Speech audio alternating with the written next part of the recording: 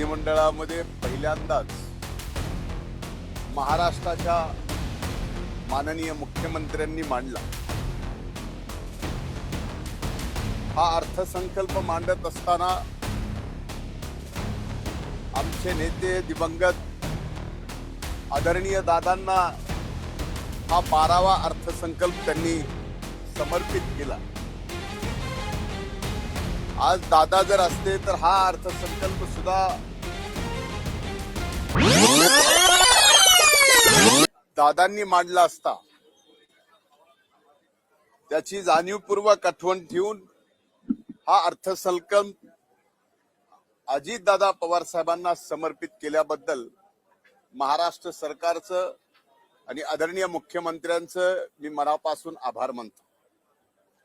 खरं तर हा अर्थसंकल्प अगदी थोडक्यात सांगायचा झाला तर 4 सूत्रे जे आदरणीय मुख्यमंत्र्यांनी अर्थसंकल्पाच्या शेवटी सांगितले, तर शेवटी हा अर्थसंकल्प महाराष्ट्राच्या विकासाचा एक चौफेर चौकार या 4 सूत्रामुळे या ठिकाणी होणार आहे। आणि या देशात महाराष्ट्र आज सर्व क्षेत्रात आघाडीवर आहे आणि येणाऱ्या काळात सुद्धा वर्षानुवर्ष हा महाराष्ट्र देशात 1 नंबरला असेल आणि जगाचं लक्ष सुद्धा या महाराष्ट्रात सर्व क्षेत्रावर असेल, असा हा अर्थसंकल्प दूरदृष्टी ही आदरणीय मुख्यमंत्री महोदयांनी आज अर्थसंकल्पाद्वारे महाराष्ट्राच्या मायबाप जनतेला, देशाला आणि जगाला महाराष्ट्राचं महत्त्व पटवून दिलेलं।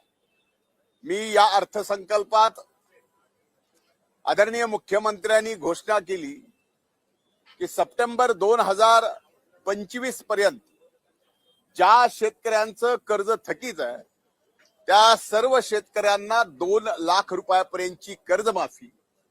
हा अशा परिस्थितीत हा आदरणीय मुख्यमंत्र्यांनी आणि महाराष्ट्र सरकारने घेतलेला निर्णय हा म्हणजे खऱ्या अर्थानं आज अडचणीत सापडलेल्या या राज्यातील शेतकऱ्यांना एक फार मोठा दिलासा। याच्यापेक्षा महत्वाची गोष्ट आज जी अर्थसंकल्पात शेतकऱ्यांच्या बाबतीत मला दिसून आली ती ही की 12 पिके जी अशी आहेत की ज्याचा भाव बाजारात ती पिकं आल्यानंतर खाली पडतात, त्या भावाच्या बाबतीत ती भाव खाली पडणार नाहीत तर ते भाव वाढलेले असतील, अशी भावाची एक साखळी योजना या ठिकाणी आदरणीय मुख्यमंत्र्यांनी महाराष्ट्राच्या शेतकऱ्यांसाठी घोषित केली। शेतकऱ्यांसाठी अतिशय क्रांतिकारी हा अर्थसंकल्प या ठिकाणी राहिलेला। उद्योग क्षेत्रामध्ये महाराष्ट्र आज गुंतवणुकीमध्ये बाहेरच्या 1 नंबरला आहे, पण भविष्यात सुद्धा उद्योगामध्ये परदेशी गुंतवणूक वाढावी आणि इथं सुद्धा उद्योजकांनी पुढे यावं आणि त्यातून या महाराष्ट्रातल्या तरुणाईला फार मोठ्या प्रमाणात रोजगार मिळावा, याची सुद्धा तरतूद या अर्थसंकल्पामध्ये या ठिकाणी केलेली आहे। खऱ्या अर्थानं तरुणाईचा विचार, युवकांचा विचार, त्याचबरोबर स्किल डेव्हलपमेंट, ज्याच्यातून ज्या स्किलला जगभरात मान्यता आहे, जगभरात आज त्याची मागणी आहे, ती स्किल या राज्यामध्ये आमच्या तरुणाईला शिकवणं आणि त्यांना रोजगार उपलब्ध करून देण्याचा संकल्प हा फार मोठा निर्णय अर्थसंकल्पामध्ये आज माननीय मुख्यमंत्र्यांनी या ठिकाणी मांडला। त्याचबरोबर या महाराष्ट्रामध्ये सिंचन क्षमता वाढवण्यासाठी नारपारच्या खोऱ्यातून गोदावरीत पारी 54 TMC पाणी आणण्याच्या संबंधातला निर्णय असो, त्याचा सुधारित मान्यतेचा निर्णय असो, किंवा विदर्भातल्या आणि पश्चिम महाराष्ट्रातल्या आणि खानदेशातल्या मोठ्या नद्यांना जोडण्यासंबंधितले निर्णय असो, हे सुद्धा फार मोठ्या प्रमाणात एक शेतकऱ्यांची शेती पाण्याखाली आणण्यासाठी महत्वाचं आहे। आणि नुसती घोषणा केली नाही तर त्यासाठी आर्थिक तरतूद सुद्धा या ठिकाणी केलेली आहे। या वर्षी संबंध महाराष्ट्र नाही तर देश क्रांतीबाई सावित्री फुले यांच्या 200वा आपण जयंती साजरी करणार आहोत.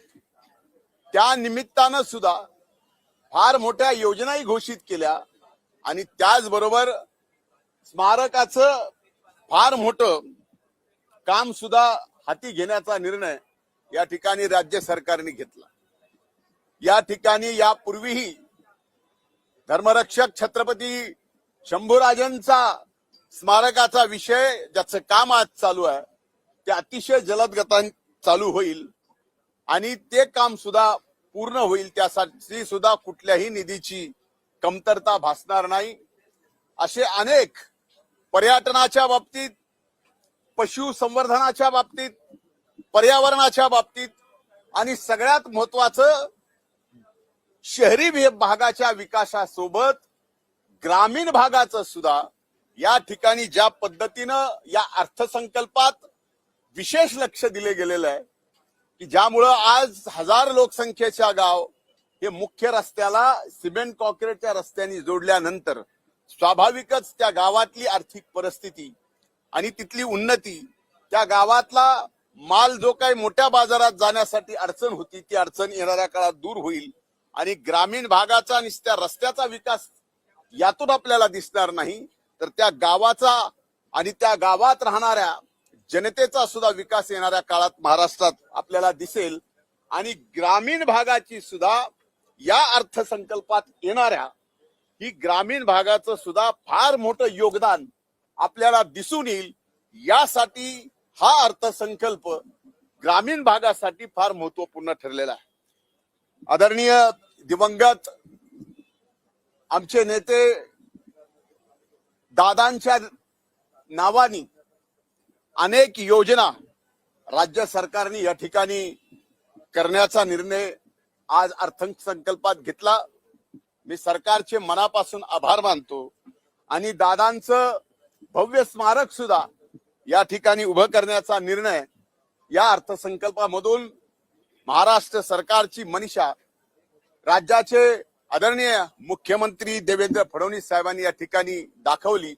मी त्याबद्दल त्यांचे सगळ्यांचे आभार मानतो आणि खऱ्या अर्थानं 4 सूत्री अर्थसंकल्प येणाऱ्या 4 दशकापर्यंत या महाराष्ट्राला लक्षात राहील असा अर्थसंकल्प या ठिकाणी आदरणीय मुख्यमंत्र्यांनी मांडला. त्यांचे मी मनापासून आभार मानतो. धन्यवाद.